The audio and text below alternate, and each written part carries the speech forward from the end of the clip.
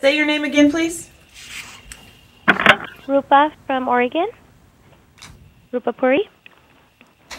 Welcome back, Rupa. Thank you.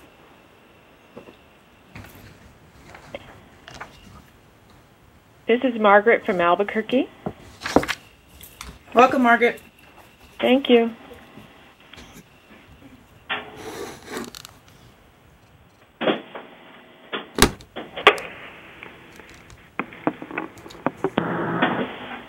Anybody else on the line who hasn't said their name yet?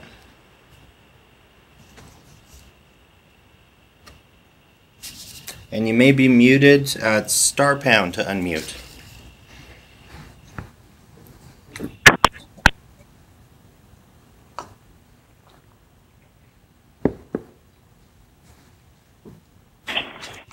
Looks like you may have stepped away.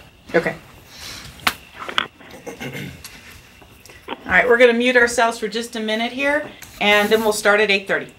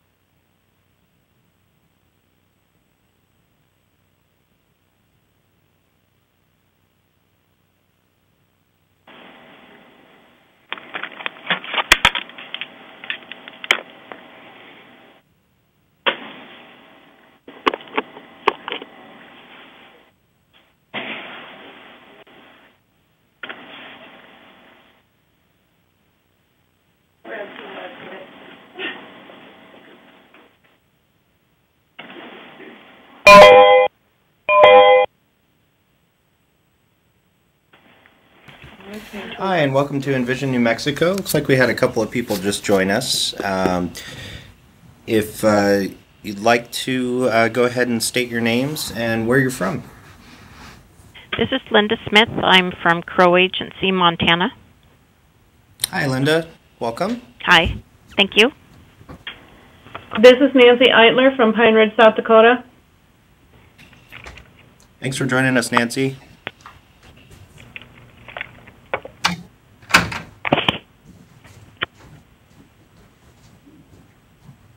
Okay, so it's 8:30. We just had Linda Smith and Nancy, is it Eitler or Etler, just join us? It's Eitler. Eitler, thank you. Sorry about that. Excellent. Okay, some of your names I recognize, having participated before. I especially appreciate all the IHS providers today. It seems like that's what we've got going on here. Is IHS is interested in this topic, so this will be good for us here. My name is Kirsten Bennett. I'm a pediatric dietitian here at Envision, New Mexico. And the topic that we're going to talk about today is new, based on a recent publication from the American Academy of Pediatrics, which you should have had links to those articles on the website when you registered. If not, we'll make sure we get those out there so you can find them. And this is a two-part series. So today we're going to talk about the nutrition piece, and it actually be repeated at noon. So if you have friends or colleagues that can't make it now, but if you thought it was helpful, I'll be presenting again to our physician group and some other provider groups that are able to come on at noon for the same topic. The second part of this will be on June 28th, and it'll be presented by Ellen Kaufman, who's a pediatric endocrinologist here in New Mexico in Albuquerque, and I've known her for years and years and years, and she's a fabulous provider, and she has a lot of experience with children with diabetes in her practice. So she will be presenting the medical management piece of all of these documents that came out in June. So put that on your calendar, and it may already actually be on ours, but it'll be on June 28th at noon. So I did want to remind those of you who are seeing patients who are Molina, covered by Molina for Salud, that there is reimbursement when you present patients and this is not limited to the primary care provider presenting. So if you are a dietitian, and a lot of dietitians here, nurses, mid-level providers, you can present the patient, ask for consultation, take that back to your team, and your team on the next visit can use this Q code, which is in the middle of the slide here, and get an additional $150 reimbursement for the presentation of that patient. And there's no limit on the number of those consultations. So if this is a very complicated patient and you feel like you need to come talk with us once a month or several times a year, Molina at this point hasn't put a limit. They really want people to get help in a primary care setting. All right, so we're going to talk about type 2 diabetes in children, and specifically adolescents. There are children that are younger than what we define as adolescents that have type 2 diabetes, but most of our discussion today will really be about those folks that we consider teenagers. So how did we get to this point and this need for this discussion? So start. Yes, go ahead. Excuse me, I spoke out of turn. Oh, that's okay. I don't want to be keeper of the knowledge. So if you have a question or a comment, please.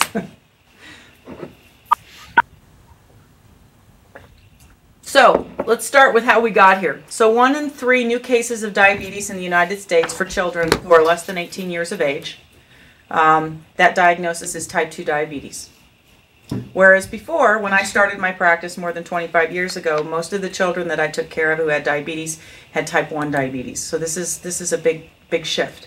There is a disproportionate representation in ethnic minorities. So those of you who are working in tribal lands, tribal communities, you're going to see a greater presentation than, say, others who are working in areas where we don't have as large a minority population. New Mexico is one of those places. We have a high number of American Indian, Alaska Native populations. We also have a very high Hispanic or Latino population here. And so in that sense, we are probably going to see more than the average community. Most patients with type 2 diabetes, regardless of age, are cared for by primary care physicians. So this is the reason why we started several years ago. Our first telehealth clinic here, ComTC, which is the clinic that starts at noon, was really focused on children who were overweight and obese. And the issue really was not that you had kids with high BMIs, it's that you had these kids present to their primary care providers with comorbid conditions. So how do you manage hypertension in a 7-year-old? How do you manage prediabetes in a 10-year-old? So that's what we're starting to see. And we have a saying here for the providers that we work with on their maintenance of certification, which is required by all the practice boards now. They have to do quality improvement work, and one of those quality improvement options for them is to choose a content area that they're interested in and apply quality improvement methodology, which is something that we do here at Envision. And one of those content areas has to do with overweight and obesity in children, because finders keepers, and that's what we tell our primary care providers.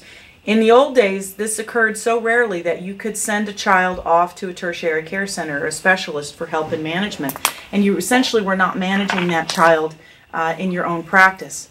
And what's happened over the last 20 years is that more and more of these patients are showing up. Again, if you have 30% of children who are overweight or obese, those kids are getting their regular care with their PCPs. And now we're saying that of the children who have diabetes, a third of those are now going to be type 2. Those are going to be managed in the primary care setting. So those of you who are on the session today are an integral part of that care provided in the primary setting. There is a severe shortage of pediatric endocrinologists. So again, that's where we come in.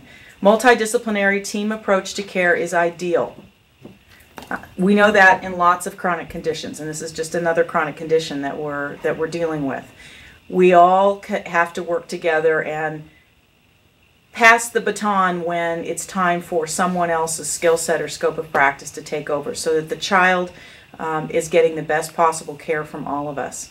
Telehealth, like the session you're participating on today, is one of the ways that we can manage this multidisciplinary team approach when not everyone's present in the same place. So we can have a virtual team, which is basically what we're after. And New Mexico is like some of the places that those of you practicing in tribal communities live.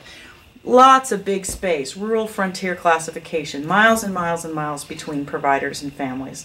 And so using a telehealth options like this makes it easier. So that's the basic setting for our discussion.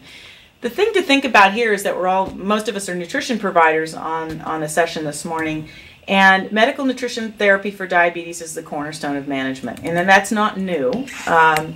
It just got said again recently in January in these documents that you had available to you. So registered dietitians are critical team members in the management of type 2 diabetes in youth, and after initiation of appropriate medication therapy, medical nutrition therapy provided by RDs is the cornerstone of initial and ongoing diabetes care. So you'll see that repeated over and over and over in these statements by the AAP and what they're recommending in terms of care. And in fact, we had members of our own Academy of Nutrition Dietetics as part of that executive committee that came up with the guidelines. So remember how important you are. The reason I put the references here, you think, oh, this is funny. Is it over already? I put them here because these are the articles that we're actually really talking about. One is this management of type 2 diabetes mellitus in children and adolescents. And again, this is 2013, came out in January in Pediatrics, which is the Journal of the American Academy of Pediatrics. Then in that same, that was the e-version, and then in the same printed version, same authors in different order, management of newly diagnosed type 2 diabetes. So they've taken that same information but morphed it a little bit so that you have a different set. So one of these is what they call a technical report, where it actually goes through how they selected the articles to come up with the best practice evidence. So those of you who are interested in looking at how best practice guidelines are put together, these are really great examples of how the lit review was done, how articles were selected as best evidence, what the balance between harm and benefit are. So good academic reading also. And then there was an editorial by O'Keefe looking at the new AAP guidelines that came in AAP News, which is like a magazine format that comes out to members of the American Academy of Pediatrics. And again, helpful for us here at Envision is that it really supports the notion of us using this virtual group of specialists to get at the multidisciplinary care because of the shortage of actually primary care providers and specialty providers.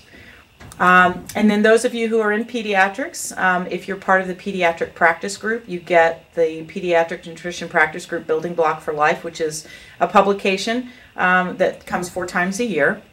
And interestingly enough, in January, when the new recommendations came out, Dr. Brennan, who was a guest editor for that, or guest presenter or contributor to that issue, talked about diabetes in children and adolescents. So from a he's a pediatric endocrinologist, so coming from an endocrinologist standpoint. And then in that same issue of the building block was an article by a dietitian talking about avoiding mistaken assumptions. So we're going to talk a little bit about that, using motivational interviewing and the concept of double diabetes. And I noticed I have a typo there, so adolescents, you know. All right, so what were the action statements that came out of those articles? So the reason I gave you that list is so you know what we're referring to. I didn't just make these up.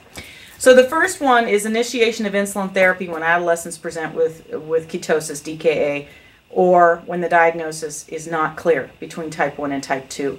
So what was interesting in my early career, and those of you who have been practicing for a while, we pretty much made the assumption that if you had the diagnosis of type 2 diabetes, you weren't going to present in ketosis or weren't going to present in DKA.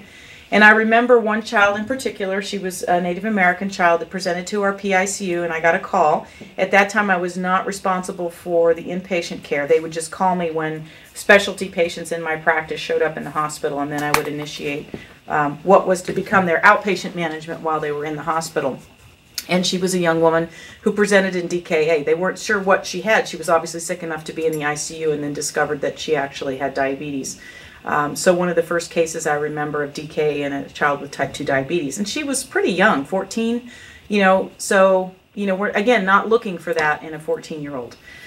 Hemoglobin A1Cs are greater than 9, or there's a random venous or plasma blood glucose at greater than 250. So again, this idea that type 2 people with type 2 diabetes don't need insulin initially has shown that it's not true. It may be that we can actually come away from that initial insulin therapy once we get other therapies underneath as support, but we can't let people run around with high hemoglobin A1Cs and high blood sugars in the initial stages, even of type 2 diabetes. So that was one of the recommendations. The second one, and here we go, is where we fit in: initiate lifestyle modifications, nutrition, physical activity, and start metformin as a first-line therapy. So if you read through these technical reports, they're actually suggesting that drugs with insulin, oral medications like metformin, are sometimes started at the same time. So if you're not starting insulin, then metformin is your first-line therapy at the time of diagnosis. And then the cornerstone of therapy, again, is lifestyle changes, so nutrition and physical activity. And our work starts here in this key action statement number 2. There's another place that we show up too, but this is where we start. And many of us in our communities, because providers don't have access to physical therapists or recreation therapists, we also are the ones that are making recommendations around physical activity. And this becomes especially important if you have someone who's on insulin at part of that initial diagnosis. Then we have to be careful to match nutrition needs, insulin therapy, and physical activity so that we don't get our kids into trouble in terms of hypoglycemia. Acknowledged by all of these authors and those of you who are out in practice, there are many barriers to long-term success when we're only looking at lifestyle modifications. And what the literature tells us is that even if we're very successful and do a really good job, and the child and family are very motivated and very engaged, and they make huge changes and are actually able to keep those changes in place for long periods of time, the disease process is such that that still is not going to be enough in the long term. So these kids are going to need some adjunct medical therapy. Monitoring hemoglobin A1Cs. Again, those of you who work in adult populations with type 2 diabetes, this is not a recommendation that you're unfamiliar with. Every 3 months, so 4 times a year. The standards in adults, and we work with some adult providers here, is a minimum of twice a year for hemoglobin A1Cs, but certainly every 3 months when we can actually get a good, decent measurement, we want to be looking at this. And that we would intensify the monitoring if the treatment goals are not met. So the target here is that we want to have hemoglobin A1Cs of less than 7%.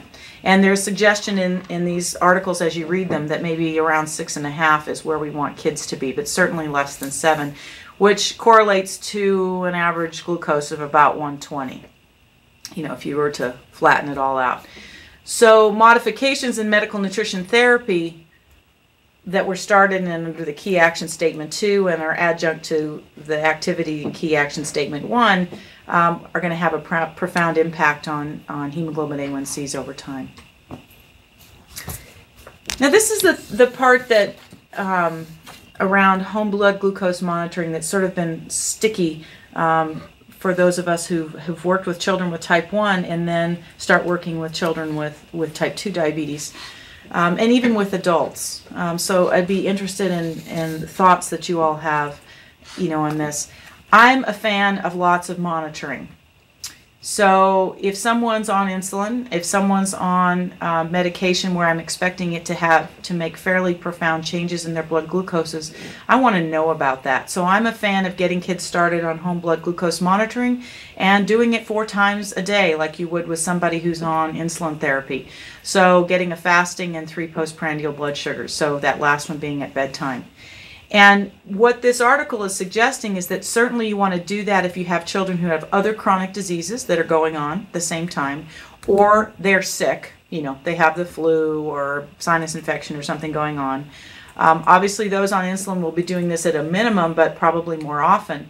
The thing that I always found with the children that I worked with, and I got no argument from the endocrinologist that I work with, so even our kids with type 2, we gave them a meter and we started really aggressive monitoring, is that we really want them to get some immediate feedback on how useful the strategies that they're trying are on their blood glucoses.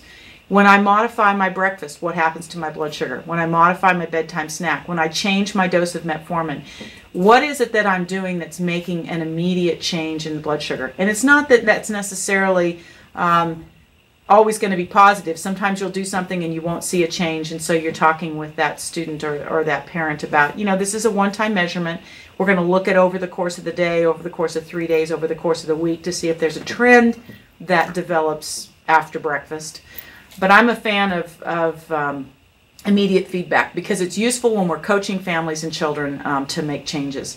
And I feel pretty strongly that that data sets the stage for that positive coaching and also gives the child, again, some immediate gratification when they've made some really effective changes.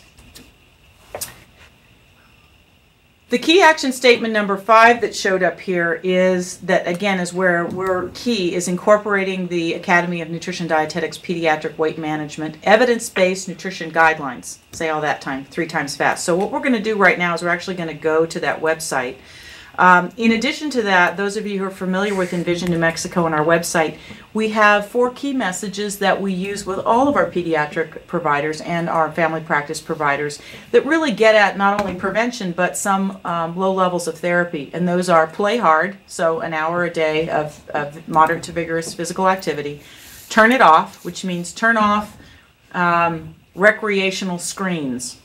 So we recommend, less than 2 hours a day of recreational screen time. That's not academic screen time. And then we sort of have these discussions around, well, if you're stuck in a snowstorm and all you've got your Xbox or your Wii, should you use it? And we're like, yeah, for sure, do that. Drink water. So when you're thirsty, drink water. And eat well. And eat well means that we can incorporate cultural preferences and availability of food supplies to help people manage what they eat. We also have our Zip to Health guidelines, the 75210. The 7 means eating breakfast every day. The 5 meaning at least 5 fruits and vegetables a day. And they don't have to be fresh, but they can be canned, frozen, dried. And the 2 speaks to the screen time. The 1 speaks to the activity, and the 0 speaks to sugar-sweetened beverages. So what I'm going to do right now is go to these websites. So the first one that we had, this is from the evidence library for the Academy of Nutrition and Dietetics. And so if you scroll through this, you have grade chart, executive summary, major recommendations, the algorithm. So what we're going to do is kind of play around here. So if we go to major recommendations, then we can look down here and get an overview.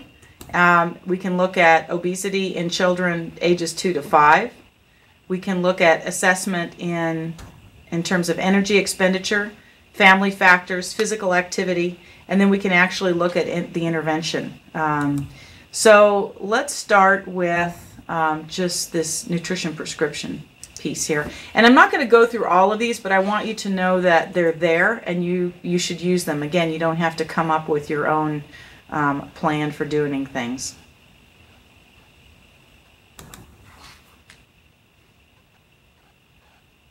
Reading, reading, reading. Here's all of our references. Okay, so somebody else did all of that academic reading for you. So now we can go back, and we want to actually go back to our algorithm on that first page.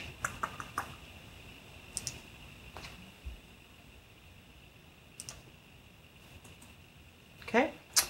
And this is kind of useful in terms of, I've printed it out after I went through this so that you can kind of get some ideas. So red shading indicates the link to a subflow chart, blue shading indicates the link to a recommendation, and purple shading indicates a link to the evidence analysis. So when there was no recommendation that was formulated. So then you have a blue line for a path to an algorithm, and a dashed blue line gives you things to think about. They're not necessarily recommendations. So if we start here where we actually have a child who's referred for M&T, then we're going to do what we know how to do really well, screen for appropriateness of weight management. We're going to also screen for potential eating disorders, pregnancy in our adolescents, And the chemotherapy piece here has to do with potentially iatrogenic weight gain. Is weight management something that we need to be concerned about? If it is, then we're actually going to use some of the tools that we have to screen for risk, BMI percentile. We may even have some more discrete measures of adiposity. And if we find that the child is not greater than the 85th percentile, then when it talks about brief weight maintenance education, you know, what I found was interesting, and so I'm sort of an academic, so I think it's funny that when we say that there's no problem, but we're going to go ahead and tell people what we know. So when we get to the assumptions that we make, I think have to be careful here. If we have determined there's really not an issue, then why are we still telling people that there's an issue? So at this point, I think what's intended here is those key messages that we use for everybody, just in terms of maintaining health. So you're welcome to go to our website and look at the play hard, turn it off, drink water, eat well key messages, because that's not related specifically to obesity or anything else. But I thought it was funny that was here, so I just had to throw that out there. As we get to the point where we've decided that we have a child at risk, then we're looking for comorbid conditions, and those are then going to inform how we actually start on our treatment. Is the child less than 13? Is the child less than 6? Is the family able, from the standpoint of how invested are they, or how ready are they, how motivated are they, and do they have confidence that they actually can make some kind of changes? So you have some changes here that take you actually down to treatment plans. Okay, and again, here's this brief weight maintenance education piece down here that's like this. So again, thinking about what it is that we're actually trying to accomplish at that step. Are we trying to reinforce what families are doing that works well, or are we actually trying to teach them something different? All right, so I'm getting off my high horse now and back to the presentation. So I wanted to let you guys know that that's there, and that's certainly a tool that you can use. And a group of people spent a long time putting that together. That's somebody's life work, putting those recommendations together. All right, so key action statement number 6 from the AAP report is encourage 60 minutes of moderate to vigorous exercise daily, limiting non-academic screen time, and medication therapy may dictate how this is accomplished and monitored. So those who are on insulin therapy, we have to think about actually how this looks and what we need to do with their medication therapy as they engage in physical activity, because we certainly don't want to tell them they can't do it. It just makes it a little bit trickier, you know, to do that. Alrighty, any questions about the key recommendations before we go on with the next part?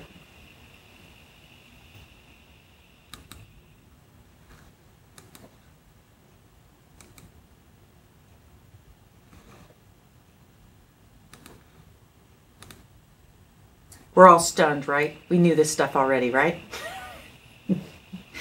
All right. So what is the evidence and what guidelines do RDs providing MNT for type 2 diabetes follow? Well, I gave you a really great example that really has to do with managing overweight and obesity. And you'll notice as you page through that on your own that there are some guidelines about using very restricted calorie diets. You will find in the literature the use of ketogenic diets for short periods of time. I think the major recommendation there is that you're not going to go below 900 calories a day in an adolescent. So just if you're sort of reading through all of that stuff from the AAP, that's the lowest end of the recommendations. But if you have anybody who's moderately active, that's probably going to produce some weight loss. And then for other children, you may be up to 1,200. So anywhere between that range of 900 to 1,200 calories. And what happens there, those of you who are nutrition professionals, is that you get to that level of intake, it's really hard to meet kids' needs for micro and micronutrients. So it's hard to meet their mineral requirements and their vitamin requirements. So if you have someone on that low of a restricted diet in terms of energy, you need to be careful about protein content, and you need to be careful because of the growing that's happening in adolescence, and you need to be really careful about the micronutrients to make sure that they're being supplied. So that might, in that sense, require a supplement. So the other thing that we know how to do pretty well is focus on family and patient-centered care. So recognition of the development patterns of children and adolescents. And in our last session of PNT, we talked about physical growth and social and cognitive growth in adolescents, just related to nutrition in general. So this becomes an issue here when we're working with young children and when we're working with adolescents. I worked with a group of adolescents yesterday, and that's what I talked about with them, is did they realize they were still growing? And what does that mean in terms of the needs that they have, not only for just, fueling their activities every day, but how tall do they think they're going to be based on their family? Even those who are done growing in terms of height, what are your bones doing when you can't see? What are your cells doing? What's happening to your brain? And what does that do in terms of impact on your needs for nutrients? And then ensuring culturally appropriate approaches to care. So those of you working in Native American communities, motivational interviewing gives us a really great place to start. There's lots of research out there, lots of training you can go to teach you how to recognize certain patterns of cultural and ethnic eating behaviors. I think MI makes it a whole lot easier. If you ask somebody or give them an opportunity for them to tell you their story, they'll tell you your story, and then their story, and then you can modify how you approach what they ask for in terms of help, so that it meets with what that they can manage in whatever cultural environment they find themselves. We can respect cultural food patterns. We can respect cultural food beliefs, and families and kiddos will tell us this if we ask, if we give them a space to tell us. All right, so we already looked at that. And the calculating the energy needs was also in that evidence library. So what I want to go to now are specific resources for pediatric diabetes. And these are pointed out in the AAP report. And of these two things, the point that the AAP makes about these is that the yourdiabetesinfo.org gives us a place to choose an age. And so that's what I've gone to, is that page for the age. So it allows you to pick teens and children. And then the other thing that I think is helpful is this NIH page talks about that transition from pediatric to adult healthcare for diabetes, which a lot of us are concerned about. We take really good care of kids when they're in the pediatric environment. And then what happens is that in the adult population, some of the approaches are different. One is just even the monitoring, how frequent things are monitored. So here's the first part of that page, and you can actually go to age here. So I'm going to pick teens and children. Diabetes status, I'm going to pick have diabetes. I'm not really going to pick race and ethnicity at this point, but you could.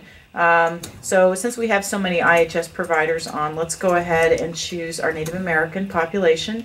And I'm going to stick to English since my other skills, I'm not fluent in any of those other languages, so that puts me at a huge disadvantage. And then you get this list. So, and these are downloadable for the family and for the, for you as a provider. So if you wanted to pick some of these things and then try them with some of your families, you can. And these have been all updated, in 2012. So staying at a healthy weight, making healthy food choices, actually explaining what diabetes is. So if we go to this one, we talk about what the definition for blood glucose is, what organs are involved, what different types of diabetes. So what is it that needs to happen in terms of management? So I think that's a really great resource for those of you who are working with this population. If we go to, that's the one I just showed you already. And if we go to the one from the NIH, this is the transition piece. So actually a planning checklist. What does the new healthcare team need? What happens when you're discussing this with the student or the teen? And a lot of the work that we do here at Envision has to do with school-based health centers, and that's a really great place actually to start some of this transition planning, because the school-based health center providers might be helping you in managing the student when they're at school in terms of blood glucose monitoring or taking insulin, troubleshooting during the day. And this is a place where some of this transition educations can occur.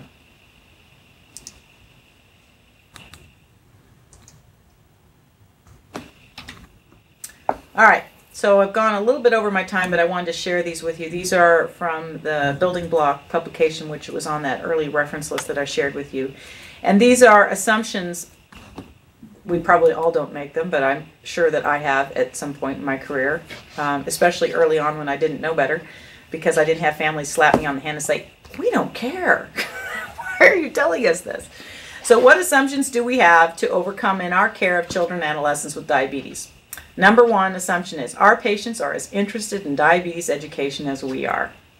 We went into this as a career. You know, we're really into food and exercise and helping people. They may not give a flying fig, as we say around here, about diabetes education.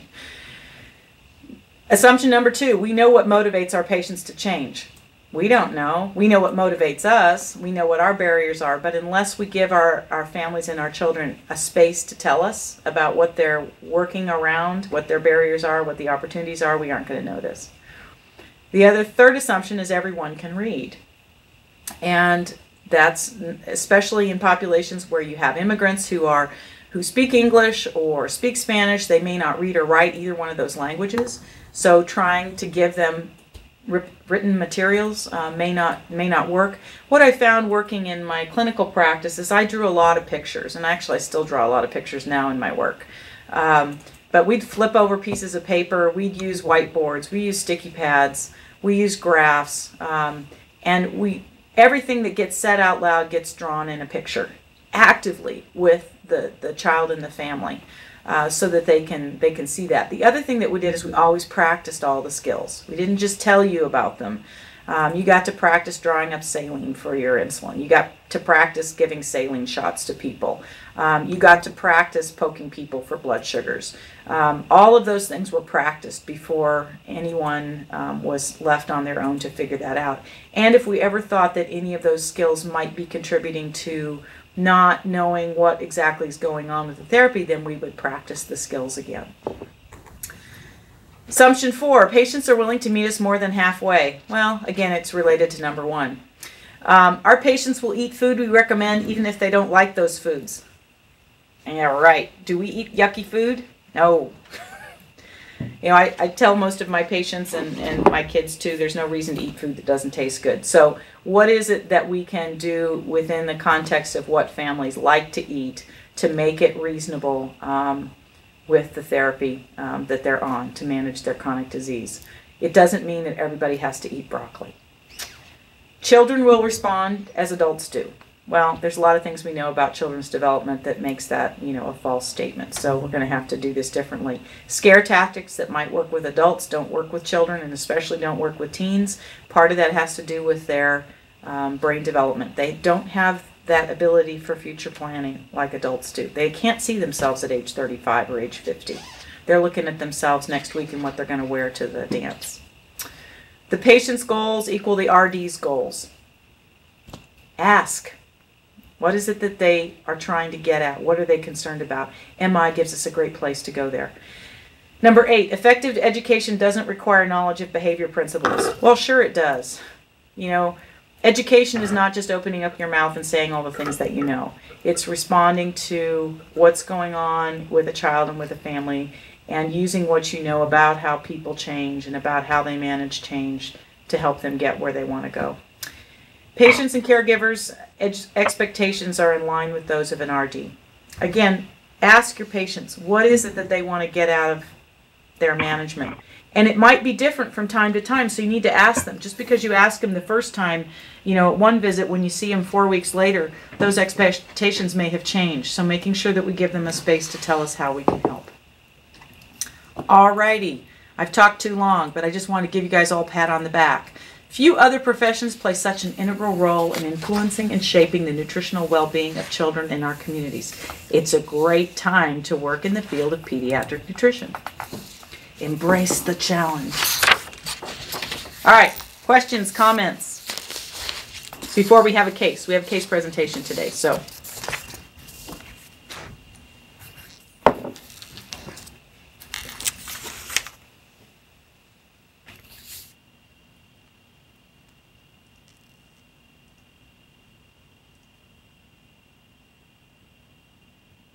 Helpful? Not helpful? Old news? New news?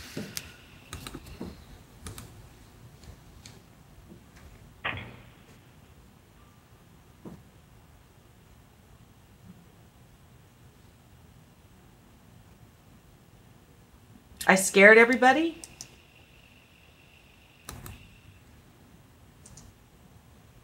Y'all went out for coffee and left me here by myself?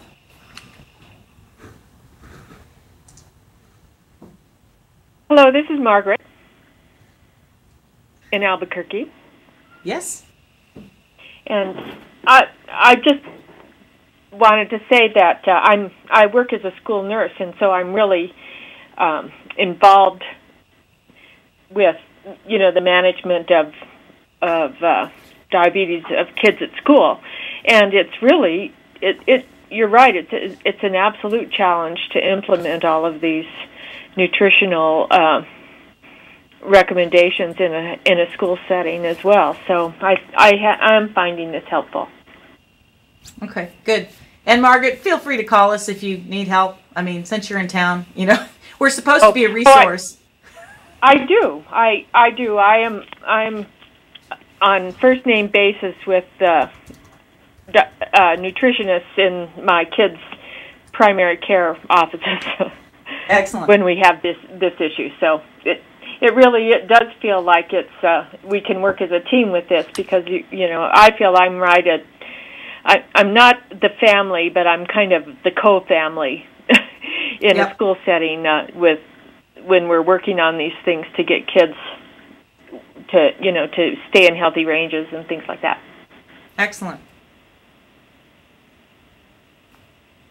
All right, so I'm going to let Lauren present her case. And again, if you have questions at the end of the presentation of the case, then let's go ahead and talk about those, either related to the case or to the didactic. And the purpose of the case is not for us to tell you all the answers. It's for us to help Lauren manage this patient, because all of you have expertise in different areas, and that's the whole idea of our virtual multidisciplinary team. So do you want to come sit up here, or do you want to have me run through it? Go.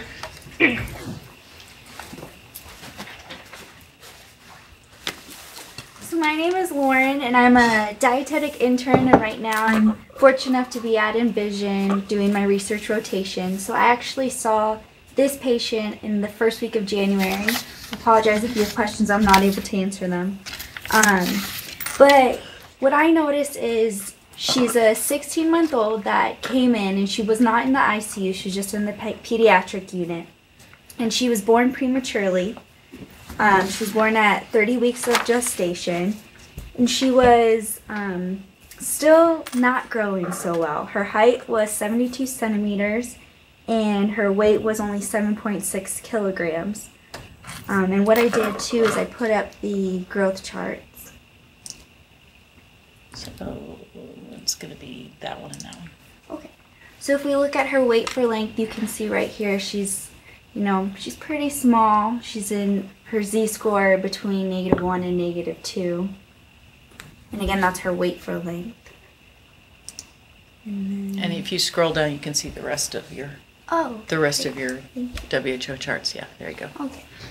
So you can see here too her length for age, -3 to -2 for her Z-score, and these are the World Health Organization charts. And then her weight for age is still -2 to -3.